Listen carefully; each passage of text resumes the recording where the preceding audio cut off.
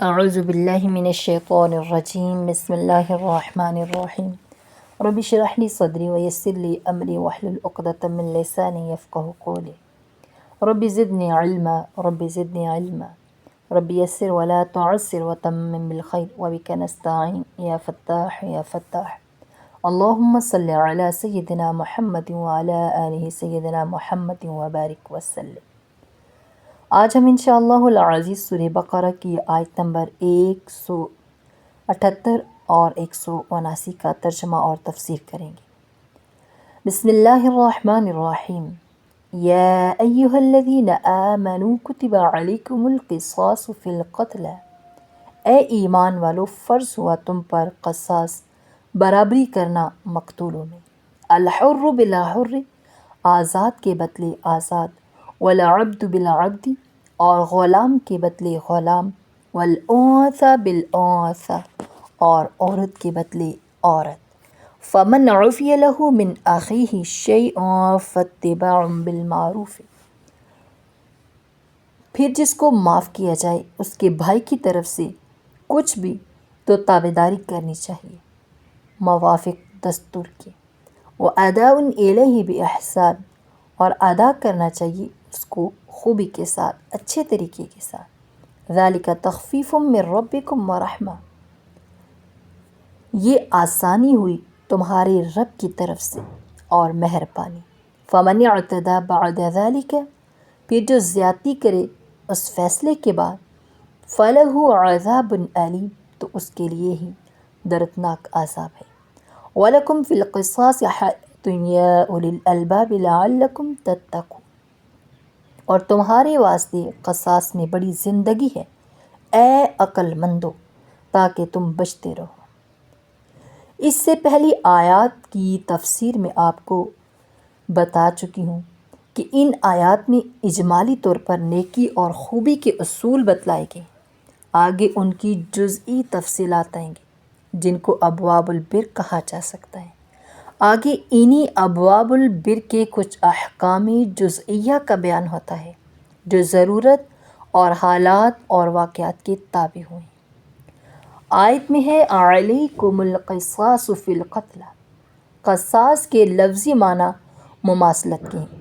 مراد یہ ہے کہ جتنا ظلم کسی نے کسی پر کیا اتنا ہی بدلہ لینا دوسرے کے لیے جائز ہے، اس سے زیادتی کرنا جائز نہیں۔ قرآن مجید کی آیت میں عنقریب اسی صورت میں اس کی زیادہ وضاحت آ جائے گی، اور وہ وضاحت اس طرح ہی ہے، فَاعْتَدُوا عَلَيْهِ بِمِثْلِ مَا اعْتَدَىٰ عَلَيْكُمْ۔ اسی طرح سورہ نحل کی آخری آیات میں بھی ہے، وَإِنْ عَاقَبْتُمْ فَعَاقِبُوا بِمِثْلِ مَا عُوقِبْتُمْ بِهِ، اسی مضمون کے لیے ہے۔ اسی لیے اصطلاح شرع میں قصاص کہا جاتا ہے قتل کرنے اور زخم لگانے کی اس سزا کو جس نے مساوات اور مماثلت کی رعایت کی ہو۔ یہاں پر ایک مسئلہ ہے کہ قتل عمد وہ کہ ارادہ کر کے کسی کو آہنی ہتھیار سے یا ایسی چیز سے جس سے گوشت پوست کٹ کر خون بہہ سکے قتل کیا جائے۔ قصاص یعنی جان کے بدلے جان لینا ایسے ہی قتل کے جرم کے ساتھ مخصوص ہے۔ ایسے قتل میں جیسے آزاد آدمی آزاد کے عوض میں قتل کیا جاتا ہے، ایسے ہی غلام کے عوض میں بھی غلام، اور جس طرح عورت کے عوض میں عورت ماری جاتی ہے اسی طرح مرد بھی عورت کے مقابلے میں قتل کیا جاتا ہے۔ تو آیت میں آزاد کے مقابل آزاد اور عورت کے مقابل عورت کا جو ذکر آیا ہے یہ اس خاص واقعے کی بنا پر ہے جس میں یہ آیت نازل ہوئی ہے۔ ابن کثیر رحمۃ اللہ نے باسناد ابن ابی حاتم رحمۃ اللہ نقل کیا ہے کہ زمانہ جاہلیت سے کچھ پہلے 2 عرب قبیلوں میں جنگ ہوئی۔ 2 عرب قبیلوں میں جب جنگ ہو گئی تو طرفین کے بہت سے آدمی جو ہیں آزاد اور غلام مرد اور عورتیں قتل ہو گئے۔ ابھی ان کے معاملے کا تصفیہ ہونے نہیں پایا تھا کہ زمانہ اسلام شروع ہو گیا اور یہ دونوں قبیلے اسلام میں داخل ہو گئے۔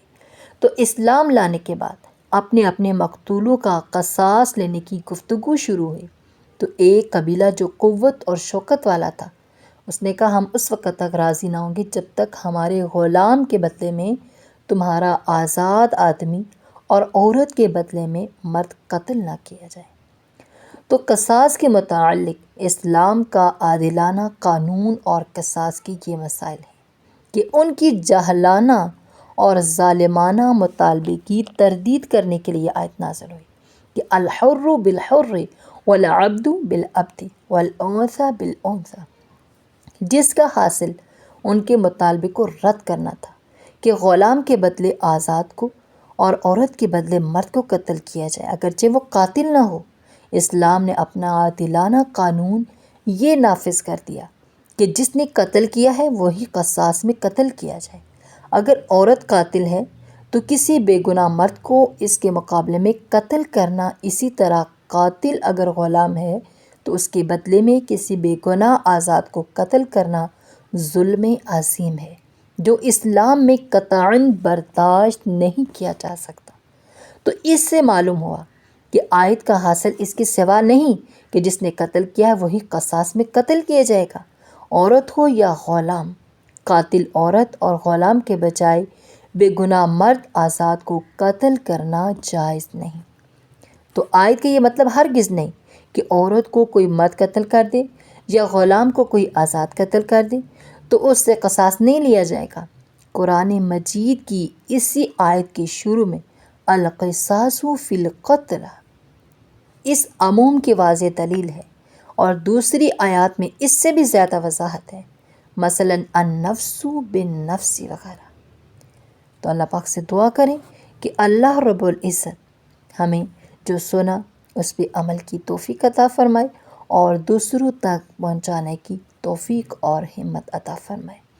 وآخر دعوانا ان الحمد للہ رب العالمین، آمین ثم آمین۔